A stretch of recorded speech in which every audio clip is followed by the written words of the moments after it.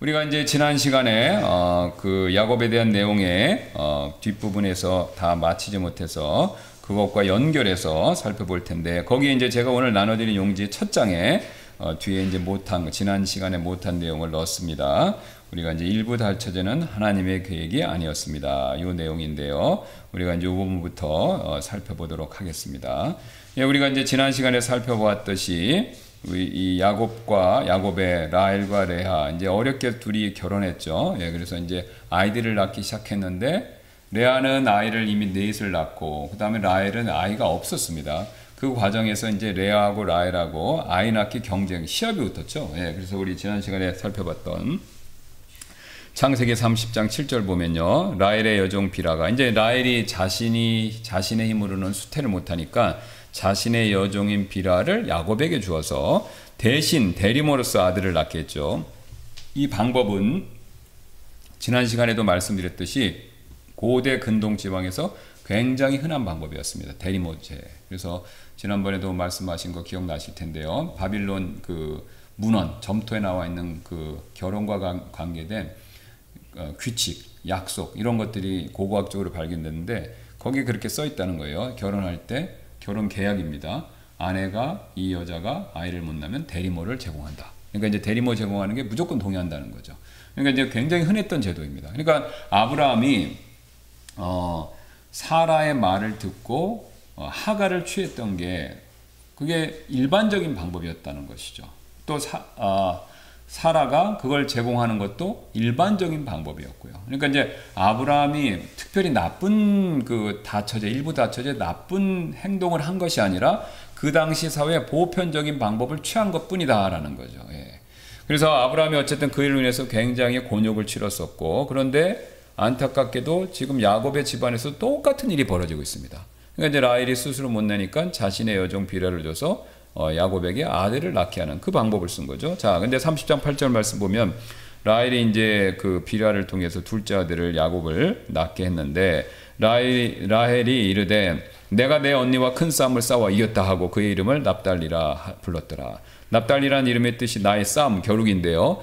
아들을 낳고 내 언니와의 큰 싸움에서 이겼다. 여러분, 이런 이름 자체가 좀 문제 있는 거 아닙니까? 예, 하나님께 감사, 기쁘다, 즐거움 그래야 되는데, 물론 그런 이름도 졌지만 언니와 싸워서 이겼기 때문에 이름을 납달리라 지었다. 이거 굉장히 문제인 거죠.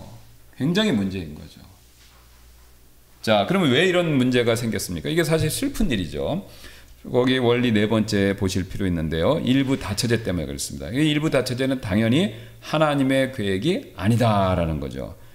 사실 우리가 아시는 것처럼요, 성경은요, 가정의 중요성을 너무나도 강조하고 있습니다. 그럼 왜 가정이 중요할까요? 여기서부터는 이제 사람들이 퀘스천이고 답을 못합니다. 뭐 진화론, 그 다음 불신 아니면 다른 종교 믿는 사람은요, 더 대답이 불확실합니다.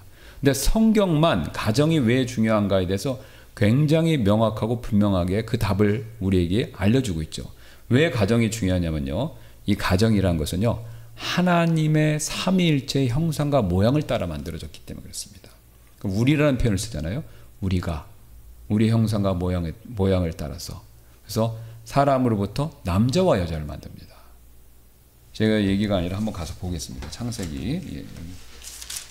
전부 생소하신 것처럼 표정을 지으시는데 아닙니다. 예. 이걸 꼭 우리가 아셔야 됩니다. 창세기 1장 26절 되겠습니다. 창세기 1장 26절. 자, 27절까지인데요. 또 하나님께서 이르시되 그러니까 지금 이제 6일 동안 하나님이 사람 직전까지 땅에 있는 생물까지 다 만드시고 하시는 말씀이죠. 26절. 또 하나님께서 이르시되 우리가 우리의 형상으로, 보세요. 우리의 형상, 우리의 모양에 따라 사람을 만들자.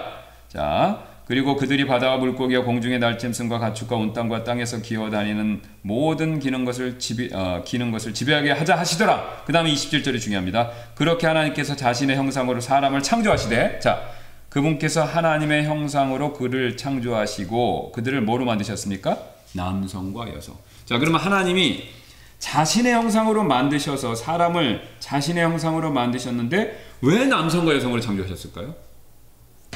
하나님은 삼위일체로 존재하시잖아요. 아버지 하나님, 아들 하나님, 성령 하나님.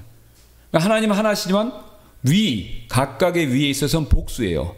그렇다고 하나님이 세 분입니까? 아니죠. 이건 신비입니다. 아버지 하나님, 아들 하나님, 성령님 하나님 존재하시는데 하나님이 세 분이세요? 아니죠. 하나님은 하나죠. 하나님 하나인데 아들도 하나님이고 아버지도 하나님이고 성령님도 하나세요. 예.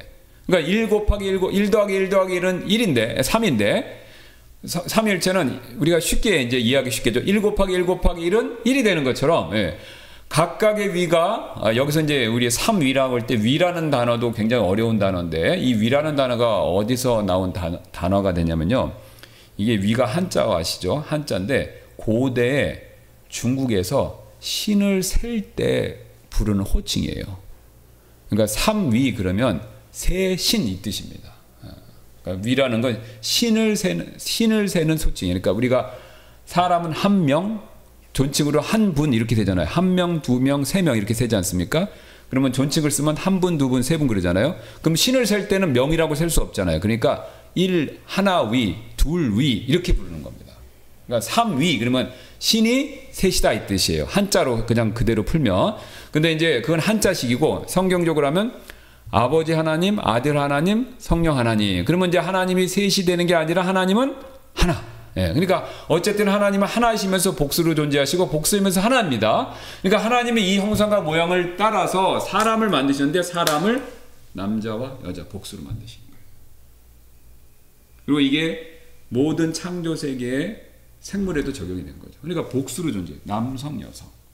그러니까 남자가 여자가 중요한 게 아니라요. 복수로 존재한다는 게 중요한 겁니다.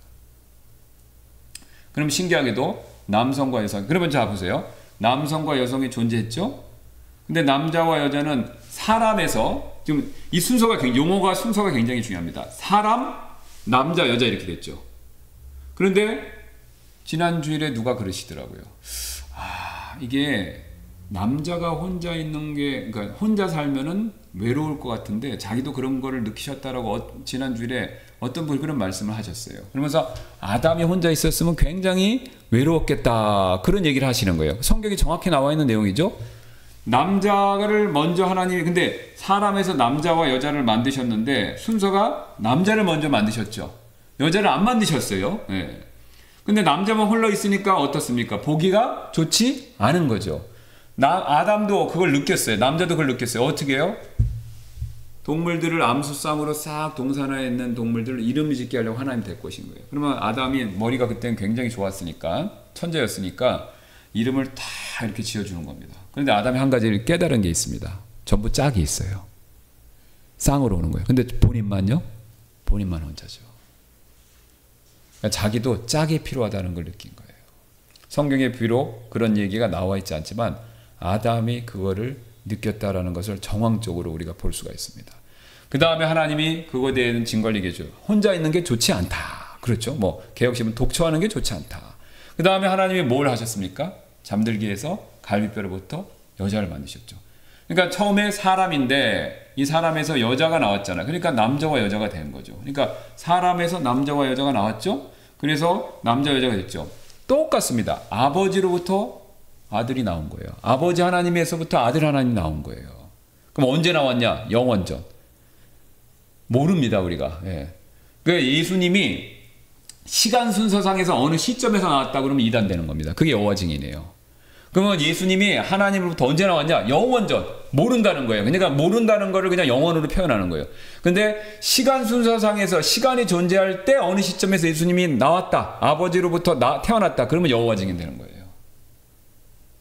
그러니까 우리가 이 부분을 이제 헷갈려 하시는데, 그러니까 예수님이 맏아들이시다, 뭐 처음 난 자다 이러니까 그 처음 났다는 게 시간 순서상에서 언젠가 딱 존재하셨다라고 생각하는데 그게 아닙니다. 예, 그러면 이제 이단으로 가는 거고 삼위일체에 있어서 아버지로부터 나왔는데 이건 시간 순서상에 나온 게 아니에요. 존재론적으로 나온 거기 때문에 우리가 이해는 못하지만 어쨌든 아버지로부터 나온 겁니다. 그래서 나왔어요. 자, 그러면 남자하고 여자가 나와서 그 다음에 둘이 혼자 있는 게 좋지 않으니까 둘이 어떻게 됩니까? 그 다음에 연합하죠. 둘이 연합하죠. 그 다음 뭐가 나옵니까? 그 다음에 가인과 아벨이 나오죠. 자, 성경에 보면요. 아버지와 아들이 아버지와 아들로부터 성령님이 나온다라는 것을 얘기해요. 그러니까 사람이 남자로부터 여자가 나오고 남자 여자가 연합해서 그 다음에 자식을 낳는 이 패턴, 이거 왜 이렇게 되냐? 진화론도 대답을 못하고요, 힌두교도 대답 못하고요, 이슬람도 대답 못하고, 이 세상에 있는 그 어떤 종교도 대답을 못합니다. 대답을 못해요, 실제로. 근데 성경만 대답합니다. 하나님이 그렇게 존재하셨고 그런 존재 방식으로 사람을 만드신 거예요. 그러면 이걸 여러분 충분히 이해하셨건 이해하지 않으셨건 그건 둘째 문제입니다. 제가 말씀드리는 건요, 이거를 이해를 못하셔도 상관없습니다. 그럼 여기서 이게 굉장히 중요한 내용은 뭐냐면요, 이게 맞다면, 이게 사실이라면요, 사람에 있어서 남자, 여자, 자녀, 이 가정은요 굉장히 중요한 원리가 된다는 거예요. 왜요? 하나님의 존재 방식에서 나왔기 때문에. 그러니까 인간은 이 가정이란 테두리를 벗어나서는 올바르게 존재할 수 없다 이 뜻입니다. 이게 너무너무 중요한 거예요. 이건 기독교에서만, 성경에서만 하는 얘기예요. 제가 싹 찾아보니까 다른 종교에서 얘기를 못해요. 사탄이 카피를 잘하는데 이것만큼은 카피를 못한 거예요. 하나님 허락을 안 하신 거죠. 그래서 지금 사탄이 발광을 하죠. 뭘 어떻게 하려고요? 가정을 파괴하려고. 그러니까 남자 여자를 헷갈리게 만드는 거예요. 그죠? 그 다음에 자녀가 있는데 결혼을 안 하게 만드는 거예요. 그렇죠? 예. 결혼해도 성경적인 결혼, 메리지 커버넌트라고 그러죠. 언약을 통한 결혼 제도를 부정하는 겁니다. 예. 이게 문제가 되는 거예요. 이게 문제가 되는 거죠. 그래서 이 가정이 굉장히 중요한데, 그래서 한 남자 한 여자, 이거는 삼일체에서 나오는 방법이기 때문에 한 남자 여러 여자 안 맞는 겁니다. 또 어느 지역에는 제가 조사를 해보니까 여자가 귀한 데는 또 여자는 하나인데 남자가 여럿인 데도 있대요. 그 티벳에 옛날에, 지금은 없어졌다는데, 티벳에 옛날에 그 고산족 그런 사람들은 거기 또 성비율이 안 맞아서 그런지 이 여자가 시집으로 왔는데, 제가 그 인터뷰하는 걸 봤습니다. 형제가 넷인가인데 네 명이 다 남편이에요. 예. 그러니까 그 NHK인가 일본 그 다큐멘터리에서 인터뷰하는 것도 제가 기억나요. 이렇게 기자가 그 여자분한테 물어요. 어떤 남편이 제일 좋으냐? 대답을 안 하더라고요. 예. 그러니까 남편이 많든지 아내가 많든지 이거는 다 하나님이 원하시는 방법이 아니다. 그럼 여러분 잘 아시죠? 하나님이 원하시는 데를 벗어나면요, 이 세상에서 잘 될 수 있습니까? 안 되죠. 안 됩니다. 누누이 말씀드리지만 이 세상은 그 누가 뭐라고 하더라도 인정하든 인정하지 않든 상관없습니다. 하나님이 지으신 세계예요. 하나님이 지으시고 하나님의 원리대로 돌아가는 세상이에요. 이거를 못 벗어납니다. 그러니까 이 하나님의 원리를 알든 모르든, 그러니까 불신자라고 하더라도요, 더듬어서라도 이걸 막 알아갖고 어떻게 경험적으로 순종하고 따르면요, 복 받는 겁니다. 그래서 우리 주변에 하나님 안 믿어도요, 잘 되는 사람들이 있어요. 의외로 많습니다. 왜요?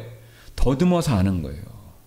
하나님의 원리를 더듬어서. 열심히 하면 복 받는 거, 그거 다 알잖아요. 정직하면 복 받는 거 알잖아요. 그죠? 근면성실하면 복 받는 거 알지 않습니까? 그러니까 이거 다 누가 정한 겁니까?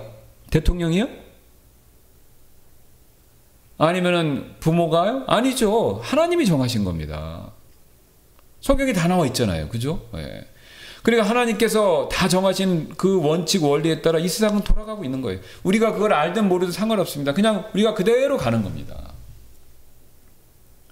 그러니까 여기서 벗어나면 가정도 똑같습니다. 가정 문제도 여기서 벗어나면요, 일명 저주를 받는 거죠. 그럼 제가 저주 얘기하면 또 저주에 대해서 설명을 좀 드릴 필요가 있는데, 저주 그러면 맨날 저희는 쉽게 이 지옥 가는 저주만 생각하시는데 그거 맞습니다.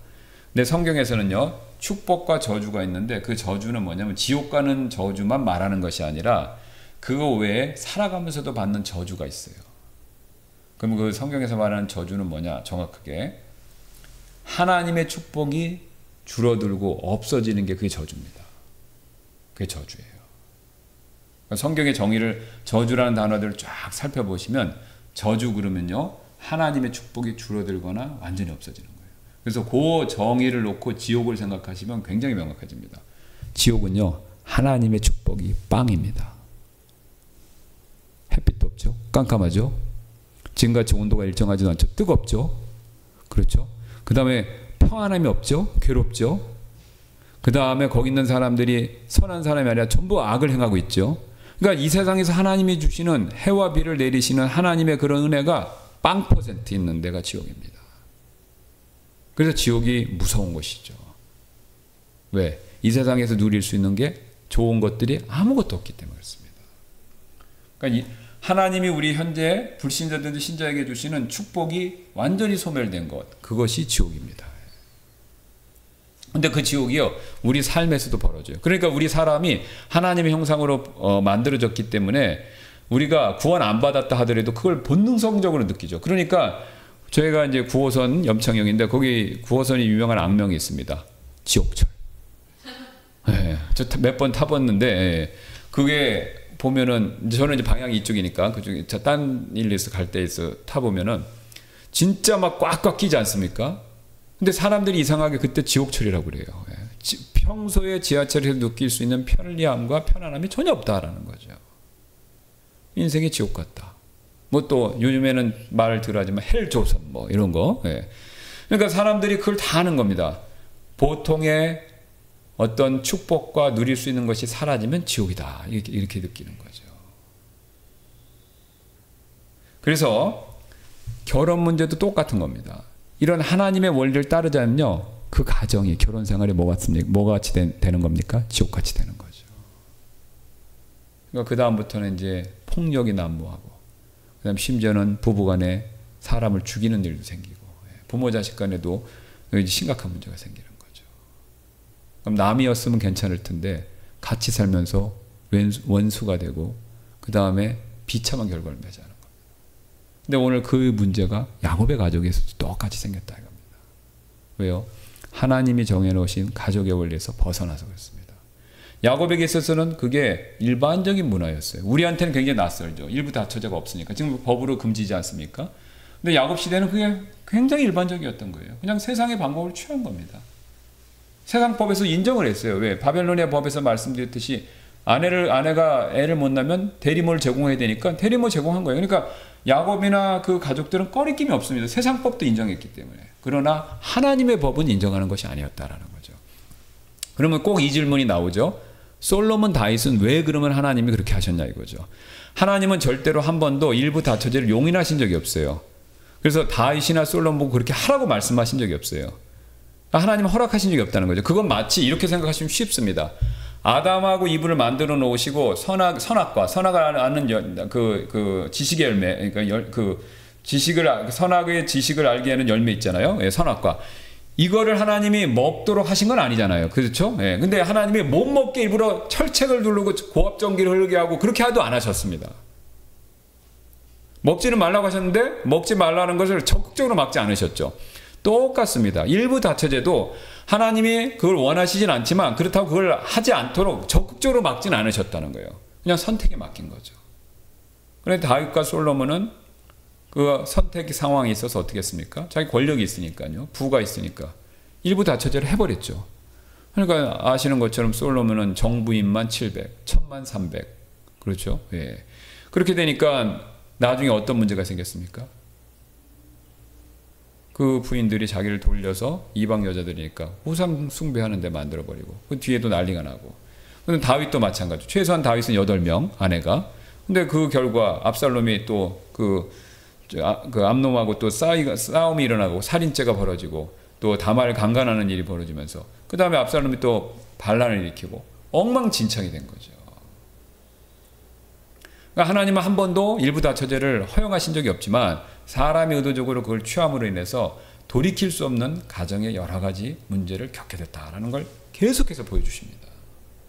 그런데 이게 우리에게도 똑같이 적용됩니다. 지금은 일부 다처제가 없지만 지금의 사탄이 역사하는 결과 이 그러니까 일부 일처제, 한 남자와 한 여자가 그 다음에 죽을 때까지, 그 메리지 커버넌트죠. 죽음이 갈라놓을 때까지 신실해야 된다는 이 결혼관을 엄청 파괴하고 있어요. 그래서 뭐 동성연애, 동거, 아니면은 뭐 기타 등등 뭐 별의별 뭐 계약 결혼, 별의별 방법의 결혼관들이 다 나와서 사람들이 그거를 좋다고들 따르고 있는데 그것에 대한 열매와 결과는 성경이 오늘 그것을 잘 보여주고 있습니다. 행복보다는 불행입니다. 기쁨보다는요 슬픔이 많고요 즐거움보다는 고통이 더 많다라는 거죠. 왜 그렇죠? 여러분 계약 결혼하면요 수틀리면 가방 싸들고 나가면 그만입니다. 동성연애요 말할 필요도 없이 끔찍한 일이죠. 그런 식의 결혼 제도는요 행복한 가정을 이룰 수가 없습니다. 왜요? 하나님이 이렇게 정해놓으셨으니까. 그러니까 하나님이 정하신 대로 따라야 하나님이 주시는 복을 누릴 수 있습니다. 이걸 계속해서 거듭해서 말하는 거예요. 왜 지금 모세가 창세기에 이게 좀 부끄러운 일이잖아요. 이게 성경만 특이한 책입니다. 성경은 여러 종교서적 중에서 자신들의 그 종교의 창시, 종교의 시조들과 관련된 일에 있어서 유일하게 그 사람들이 실수한 것을 적나라하게 기록해 놓은 종교 경전이에요. 다른 종교 경전에는 그런 게 없습니다. 실수한 거 다 가려요. 미화시키잖아요. 다 잘한 것만 거기다 넣습니다. 그런데 성경은요 실수한 것만 더 많이 넣습니다. 그러니까 모세가 성령의 감동을 받아서 자기 조상 아브라함, 이삭, 야곱, 특히 야곱에 있었을 때 이 실수한 내용을 무척 자세하게 적는 거예요. 왜 적습니까? 보통 추정컨대 모세 오경은 광야에 있었을 때 모세가 이제 광야에서 있다가 가나안 땅에 못 들어가 죽지 않습니까? 그러니까 그 전까지 기록했겠죠. 가나안 땅에 들어가기 직전에 이스라엘 백성들에게 마지막까지 쑥 건네준 것으로 우리가 다 추정을 하는데, 그럼 모세가 이 오경을 성령의 감동을 받아 썼었을 때는 뭘 염두에 두고 쓴 겁니까? 이스라엘 백성들이 가나안 땅에 들어갔을 염두에 두고 쓴 거죠. 그럼 가나안 땅에 들어갔을 때 왜 야곱의 얘기를 이렇게 적나라하게 썼겠습니까? 너희들 거기 들어가서, 이제 모세가 나이가 있으니까 반말을 해도 되겠죠. 너희들 거기 들어가서 가나안 족속들의 일부 다투되 따라하면 안 된다 이겁니다. 대리모제도 그거 따라하면 안 된다는 거예요. 우리 조상 야곱이 망했던 것처럼 너희도 망한다 이겁니다. 그러니까 그거를 강조해 주는 거예요. 그렇게 하면 안 된다. 우리 조상들이 충분히 실수했기 때문에 너희는 절대로 그렇게 하면 안 된다. 일부일체제로 가야 되고, 그 다음에 이 결혼은 언약이기 때문에 죽음이 갈라놓을 때까지 그걸 해야 된다. 그 증거가 있냐고? 있죠. 그 뒤에 모세가 레위기 신명기에 가면 어떻습니까? 결혼에 대한 그 제도를 엄청나게 기술하잖아요. 율법의 세부 사항들을 엄청나게 주지 않습니까? 결혼을 잘 지켜야 된다. 결혼 생활을. 가정을 잘 지켜야 된다. 이거를 무척 강조하는 거죠. 이게 우리와 똑같은 원리로 적용되는 겁니다. 우리 그리스도인들은요, 세상에서 결혼제도가 어떻게 이상한 방향으로 흐르든 그 영향을 받지 말고요, 하나님이 말씀하신 그 결혼제도의 원리와 원칙에 충실해야 됩니다. 이게 굉장히 중요합니다. 이 마지막 때 이게 지금 결혼제도를 흔들고 있기 때문에 사탄이요, 이거에 우리가 영향을 받으면요, 우리들도 쉽게 무너질 수 있습니다. 그래서 목사님들 가운데 목사님들끼리 흔히 하는 말이 있어요. 거의 교회의 문제의 대부분은요, 가정 문제예요. 가정 문제는 왜냐? 가정에 하나님이 만들어 놓으신 그 원리를 성도분들이 모르거나 알고도 그걸 순종을 안 했기 때문에 생기는 문제예요. 그래서 우리가 부지런히 이 원리들을 배우고 이 원리가 맞다는 걸 확신하시고 이거대로 하시려고 노력을 해야 우리의 가정의 문제를 예방하고, 혹시 문제가 있다고 하더라도 그걸 바꿀 수가 있습니다. 어디 가정상담소 가서 상담 받으셔서 위로는 받을 수 있을지 몰라도 그때 그 순간만큼은 그것에 대해서 해답을 찾았다라고 생각하실 수 있을지도 몰라도 근본적인 답은 아닙니다. 하나님 말씀에 있습니다. 하나님이 존재하는 방식으로 남자와 여자와 가정을 이루셨기 때문에 여기서 벗어나면 무조건 어려움이 있습니다. 그러니까 그걸 지금 우리가 하나님께서 이 야곱의 가정에 이 문제를 통해서 보여주고 계신 거죠. 자, 그 다음에 오늘 나눠드린 유인물 보겠습니다. 그 다음에 이제 이어서 레아가 이제 출산을 멈춘 것을 보고 30장 9절입니다. 레아가 자기 출산이 멈춘 것을 보고 자기 여종 실바를 취하여 야곱에게 주어 아내로 삼게 하였더라. 레아가 여종 실바가 야곱에게 아들을 낳았더라. 자, 레아도 가만히 안 있었던 거죠. 예, 그러니까 지금 라헬이 대리모제를 취하니까, 비라를 하니까, 자기도 이제 4명 낳고 멈췄잖아요. 그러니까 질 수 없다. 그래서 이제 레아도 똑같은 방법을 또 쓰는 겁니다. 그러니까 그 당시 일반적인 방법이에요. 그러니까 자기 여종 실바를 줘서 또 야곱에게 자식을 낳게 한 거죠. 그래서 이제 라헬의 아내 비라를 주어서 자식을 낳게 했던 것처럼 이제는 자기의 여종 실바를 줘서 야곱에게 아들을 낳게 했죠. 그게 이제 가시입니다. 7번째인데 행운이란 뜻이죠. 그래서 이 히브리 말로는 가시 행운이란 뜻인데, 그러니까 이제 이게 뭐냐면 이제 내가 5번째 또 아들이다 이런 뜻이지 않습니까? 예, 이런 또 그 뜻이죠. 예. 그러니까 이제 이 전체 야곱의 아들 가운데 7번째인데 레아한테는 비라를 실바를 통해서였지만 5번째죠. 행운. 예, 그리고 이제 군대가 온다 이렇게 소리쳤습니다. 왜 그렇죠? 지금 이게 지금 5대2잖아요. 레아 넷, 그 다음에 지금 여기 가까지 있으니까 5명, 그 다음에 라헬은 비라를 통해서 2, 그렇죠? 예, 그러니까 5대2니까 내가 숫자가 많고 우리가 더 숫자적으로 앞서다, 이제 이런 뉘앙스를 담고 있는 거죠. 그 다음에 또 아셀을 또 낳습니다. 행복. 그래서 13절입니다. 레아가 이르되 내가 행복하도다. 이는 딸들이 나를 복된 자라 부를 것이기 때문이로다 하고 그녀가 그의 이름을 아셀이라 불렀더라. 그러니까 이제 지금 드디어 6명. 자녀를 6명, 아들만 6명 낳았으니까 내가 행복하다. 이제 이렇게 얘기하는 거죠. 이게 둘이 싸움이 계속 진행됩니다. 자, 이렇게 되다 보니까 이런 상황이 있었을 때 레아에게 또 다른 일이 벌어지죠. 바로 합한채 사건. 14절입니다. 또 미리 수확철에 루벤이 들에 나가서 합한채를 찾아 자기 어머니 레아에게 가져왔더라. 그때 라헬이 레아에게 이르되 청하건대 언니 아들의 합한채를 내게 달라 하더라. 여기 좀 들에 나갔다가 르우벤이, 그 레아의 아들이죠. 첫아들인데 장자죠. 르우벤이 합한채를 찾아냈습니다. 합한채가 뭐냐면요, 그 당시 사람들이 그 임신 촉진제, 그러니까 이제 아이가 잘생기게 한다라고 믿었던 그런 식물입니다. 뭐 약초 같은 거다 이렇게 보시면 되겠어요. 그래서 이제 그걸 찾아내서 이걸 준 겁니다. 근데 여기 성경에서 직접 얘기하진 않지만 르우벤이 그걸 찾아서 엄마한테 갖다 줬어요. 그러면 이걸 뭘 의미합니까? 르우벤이 엄마에게 필요한 거를 인식한 거죠. 몇 살인지는 모르지만요. 그럼 엄마가 아이를 더 많이 낳기를 원한다라는 거죠. 게다가 라헬이 와서 합한채를 달라고 얘기하는 것까지 보면 이 사람들은 전부 합한채가 뭔지를 알고 있었다는 겁니다. 그러니까 레아가 더 아들을 낳아서 아버지 야곱의 사랑을 받고 르우벤은 자기가 장자로서 인정도 받고 싶었다라는 걸 반증하고 있는 거죠. 자, 여기서 슬픈 사실을 한 가지 보는데요. 지금 어머니가 그 자기한테 또 이제 작은 어머니인지 이모라고 불러야 되는지 촌수도 복잡해지는데, 예. 그러니까 어쨌든 그 작은 어머니라고 일단 부르면은 자기 그 라헬하고 이렇게 싸움이 붙었을 때, 야, 여기에 자기도 자기 엄마 레아 편을 들고, 그러니까 아이가 부모 싸움에 휘말려든 거죠. 예. 이게 슬픈 일이죠. 예. 부모의 싸움에 자식까지 관련이 돼서 여기에 싸움의 연장에 뛰어든 거죠. 여기서 우리 중요한 원리를 한 가지 더 배우는데요. 5번째 원리 되겠습니다. 죄는 항상 대물림되는 경향이 있기 때문에 우리는 늘 그렇게 되지 않도록 경계해야 된다라는 것이죠. 자, 지금 야곱의 가족의 문제의 뿌리는요, 편애입니다. 편애. 그런데 우리 하나님께서는요, 편애를 안 하세요. 하나님은 모든 사람을 똑같이 사랑하십니다. 그렇죠? 신자도 사랑하시고 불신자도 사랑하세요. 그래서 신자나 불신자 상관없이 모든 사람을 위해서 예수님 죽으셨습니다. 그렇죠? 하나님이 우리가 예수님 믿었다고 우리만 더 사랑하시는 게 아니라 지금 밖에 있는 불신자, 위에 있는 이거 하시는 분도 그분도 사랑하세요. 그렇죠? 그분을 위해서도 죽으셨잖아요. 하나님은 모든 사람을 똑같이 사랑하십니다. 아들이 그 증거입니다. 그래서 하나님은 편애 안 하시는데 야곱의 문제점은요, 이런 성경적인 편애 없는 사랑을 가족들에게 보여주지 못했다라는 거죠.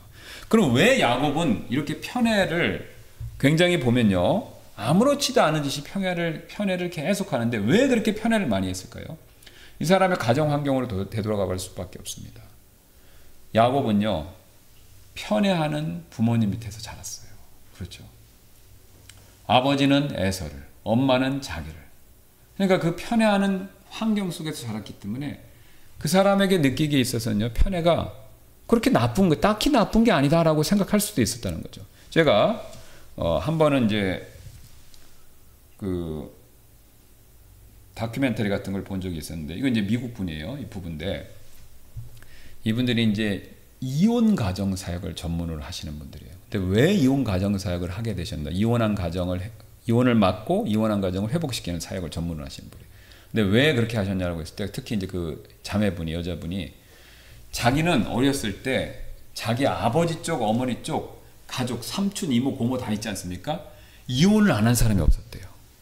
자기 모든 어머니 쪽, 아버지 쪽이 모든 가족이 다 이혼했다는 거예요. 최소한 한 번 이상씩. 그래서 자기는 크면서 자라면서 모든 사람은 이혼하는 게 정상이구나 그렇게 생각했다는 거예요. 그러다가 이분이 나중에 구원받고 그 다음에 성경을 배우고, 그 다음에 이제 남편 따라 신학교까지 와서 성경을 배우면서 일부일처제고 이혼하면 안 되는구나 그걸 깨달으신 거예요. 그래서 이혼이 정상이 아니라 비정상이다라는 걸 나중에 깨달은 겁니다. 그래서 이게 이분이 깨달음이 너무 커갖고 나는 이혼을 하는 걸 막아야겠다. 나같이 생각하는 사람을 막아야 되겠다. 그래서 이혼 전문 사역을 하셨다라는 제가 그런 간증을 들은 적이 있었습니다. 여러분, 이와 비슷한 일이 지금 야곱의 집안에서 이루어지고 있었다라는 것이죠. 그러니까 야곱이요, 만약에 이분처럼, 제가 말씀드린 이분처럼 생각했다면요, 편애하는 거 뭐 당연한 거지, 뭐 편애할 수도 있는 거지, 이런 식으로 생각했을 수도 있다라는 거죠. 근데 그게 근거 없이 제가 지어내서 하는 게 아니라 실제로 야곱이 그런 모습을 보여줍니다. 창세기 33장 1, 2절 한번 볼까요? 한번 가서 보시기 바랍니다. 야곱이 눈을 들어서 바라보니 보라, 에서가 400명과 함께 오더라. 그가 레아와 라헬과 두 여종에게 자녀들을 나누어 맡겼더라. 지금 상황이 어떤 겁니까? 이제 나중에 야곱이 돌아가서 그 귀향하는 길에 어떻게 에서가 소문을 듣고 400명의 무장한 사람들을 데리고 대동하고 자기를 맞이하러 오고 있지 않습니까? 그러니까 에서의 마지막 말이 뭐였어요? 야곱에게 너 죽어. 그쵸? 아버지 죽으면 너 죽어였어요. 근데 그게 야곱의 머리에 박혀 있겠죠. 그거 무서워서 도망쳐서 온 거 아닙니까? 그러면 그 형의 말이 기억이 남아 뇌리에 박혀 있는데 그 형이 하필 400명의 무장한 사람하고 온다는 겁니다. 그러니까 야곱이 얼마나 겁났겠습니까? 근데 나는 죽었구나. 형이 나를 치겠구나. 그 생각을 하고 있었던 거죠. 그러면 이제 야곱의 머리가 또 역시 비상하니까 이제 자기 집안을 보존해야 되지 않습니까? 그러면 어떻게 보존할까? 이게 쳐들어오면은 시간을 벌어서 그러니까 한 그룹은 시간을 벌어주는 사람을 그룹으로 정하고 나머지는 도망치는 그룹으로 딱 정한 거죠. 그러니까 여기 보세요. 그가 배열을 합니다. 33장 2절. 또 그가 여종들과 그들의 자녀들은 맨 앞에 두고 레아와 그들의 자녀들은 그 다음에 두고 맨 마지막에 누구예요? 라헬과 요셉이에요. 아직 베냐민이 안 태어났으니까. 그러니까 순서가 이거예요. 지금 자 보세요. 앞에서 에서가 400명과 데리고 와요. 그럼 맨 앞에 누구 준 거예요? 비라하고 실바 자녀들 여기 쫙 앞에 세운 거예요. 그 뒤 누구예요? 레아하고 레아 아들들이에요. 그 뒤에 마지막에 라헬하고 요셉이에요. 물론 자기가 맨 앞에 나갑니다만 자기하고 형하고 협상하다 안 되면 칠 거 아니에요. 그러면 칠 때 앞에 있는 사람들 먼저 칠 테니까 그 과정에, 그 혼돈 과정에, 그 사륙 과정 가운데 누구는 도망가라는 거예요. 라헬하고 요셉은 도망가라고 맨 뒤에 놓은 겁니다. 그러니까 야곱은요, 편애가 완전 습관화됐습니다. 근데 이게 여기서 끝나는 게 아니죠. 나중에 이 자녀들을 낳고 자녀들이 좀 크니까 어떻게 됐습니까? 이제 라헬만 편애했던 게 누구한테로 갑니까? 라헬이 죽고 나서 요셉한테만 가죠. 요셉, 베냐민, 특히 요셉한테. 그러니까 요셉을 편애하니까 다른 11명의 형제들이 어떻게 했어요? 요셉을 미워했죠. 어느 정도까지 미워했습니까? 죽이려고 할 정도로. 근데 죽이려고 그랬죠. 근데 하나님 은혜로 죽진 않고 간신히 노예로 팔려가게 됐죠. 아버지 이삭의 편애가 야곱에게 내려왔고요. 그 야곱의 편애가 결국 요셉 시대의 형제들까지 내려온 겁니다. 그래서 이 편애 문제가 흥미롭게도 안타까운 일이죠. 요셉 시대에도 그 편애의 문제 때문에 갈등이 아버지가 죽고 요셉이 죽을 때까지 해결이 안 된 거예요. 자, 50장, 창세기 50장 15절 보겠습니다. 그러니까 이집트로 내려와서 자리 잡고 한참 살았어요. 그래서 아버지하고 같이 13년 정도 더 살았죠. 같이 살고 나서 요셉의 형제들이 자기들의 아버지가 죽은 것을 보고 이르되 요셉이 혹시 우리를 미워하여 우리가 그에게 행한 이 모든 악을 우리에게 반드시 갚으리라 하더라. 그러니까 형들은 여전히 두려워하는 거예요. 그러니까 여전히 요셉하고의 갈등, 앙금이 남아있는 거죠. 그걸 갖고 있는 겁니다. 자, 그런데 여기서 요셉의 훌륭한 행동, 그리스도인으로서, 그리스도인은 아니지만 그 사람이 하나님의 자녀로서 행동이 나옵니다. 이삭, 자기 아버지, 할아버지 이삭, 자기 아버지 야곱, 자기까지, 자기 형제 때까지 내려오는 이 편애에서 생긴 대물림되는 죄, 이거를 그가 끊어버리는 겁니다. 끊는 장면이 나오죠. 16절부터. 그들이 요셉에게 전령을 보내어 이르되 당신의 아버지께서 돌아가시기 전에 명령하여 이르시기를 너희는 이같이 요셉에게 말하되 원하건대 내 형들의 범법과 그들의 죄를 용서하라. 이는 그들이 내게 악을 행하였기 때문이라 하라 하셨나니 이제 원하건대 당신의 아버지 하나님을 섬기는 종들의 범법을 용서하소서 하더라. 이에 요셉이 그의 말을 들을 때에 그들의 말을 들을 때 울었더라. 그의 형들도 가서 그의 얼굴을 앞에 엎드려 이르되 보소서 우리는 당신의 종이니이다 하더라. 요셉이 그들에게 이르되 두려워하지 마소서 왜냐하면 내가 하나님을 대신하리까. 20절 잘하는 말씀이죠. 그러나 당신들에 대해 말하자면 당신들은 나를 대적하여 악을 생각하였으나 오히려 하나님은 그것을 선한 것이 되도록 계획하시고 이루어지게 하셔서 이날과 같이 많은 사람을 구원하여 살게 하셨나이다. 그 다음에 21절입니다. 그러므로 이제 당신들은 두려워하지 마소서 내가 당신들과 당신들의 어린 것들을 부양하리이다 하더라. 또 그가 그들을 위로하며 친절하게 말하였더라. 여러분 보세요. 자기 할아버지 이삭 편애했죠. 그 다음에 아버지 야곱도 편애했죠. 자기도 편애할 수 있는데 편애 안 합니다. 골고루 부양한다 하고 형들을 위로합니다. 요셉이 가계도를 따라 내려오는요, 이 편애의 문제에 대한 대물림되는 죄, 이걸 끊어버린 겁니다. 그 근거가 뭐냐면요, 그 다음에 요셉이 죽고 출애굽기 넘어가면요, 요셉, 야곱 집안에서 싸우는 얘기가 안 나와요. 우리 출애굽기 쫙 보지 않았습니까? 다투는 문제가 안 나와요. 이 문제가 그대로 갔으면요, 출애굽기에도 또 나왔을 거예요. 야곱의 후손들 간에서 다투는 문제가 나왔을 텐데 다투는 문제가 없어요. 가나안 땅에 들어가서 땅 차지하고 나 전까지는요, 서로 자기들끼리 싸운 건 없어요.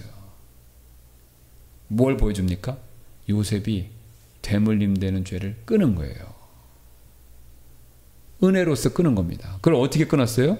20절에 하나님이 합력하여 선을 이루신다는 것을 믿었기 때문에 끊은 겁니다. 여러분, 우리도 마찬가지인데요. 우리도 사실 우리 집안 안에 대물림되는 죄들이 있어요. 있습니다. 우리 할아버지, 우리 아버지, 나, 이게 이제 우리가 좋게 말하면 집안 특색이라고 그래요. 더 좋게 얘기하면 집안의 개성이라고 그러죠. 예, 근데 그게 사실은 뚜껑을 열어보면 죄입니다. 그렇죠? 예.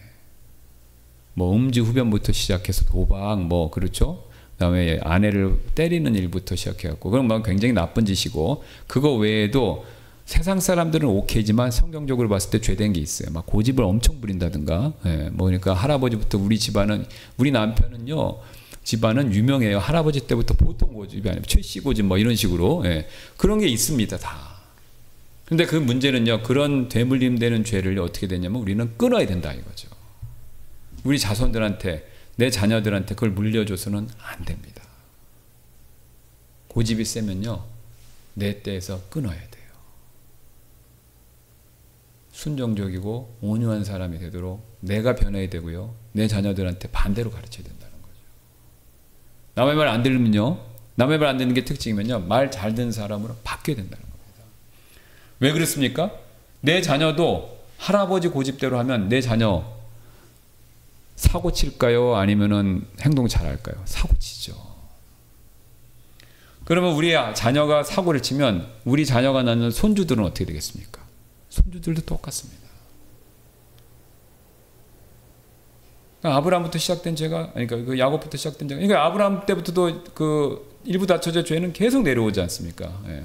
그리고 또 아브라함 때부터 이 집안에 또 유명한 죄가 있죠. 뭡니까? 거짓말. 아내가 아니라고 하는 거, 이것도 그잖아요. 예. 그러니까 그것도 굉장히 유명한 죄잖아요. 그러니까 그걸 다 끊어야 된다는 거죠. 근데 놀라운 건 요셉 때 그게 거의 다 정리가 됩니다.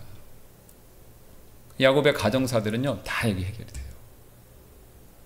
아시는 것처럼 요셉은 그리스도의 모형이죠. 요셉이 그걸 해결했다는 것은요, 그리스도께서 해결해 주실 수 있다라는 걸 의미합니다. 그러니까 우리가 요셉처럼 우리가 행동하고 요셉이 했던 것에서 원리를 발견하고 적용하면요, 우리가 할 수 있습니다. 내 힘으로 하는 게 아니라 요셉의 모형이 되는 그리스도께서 도와주시는 거예요. 하나님은 그거를 끊기를 원하신다라는 거죠. 자, 그 외에 그 합판체 사건을 통해서 이제 라헬이 이제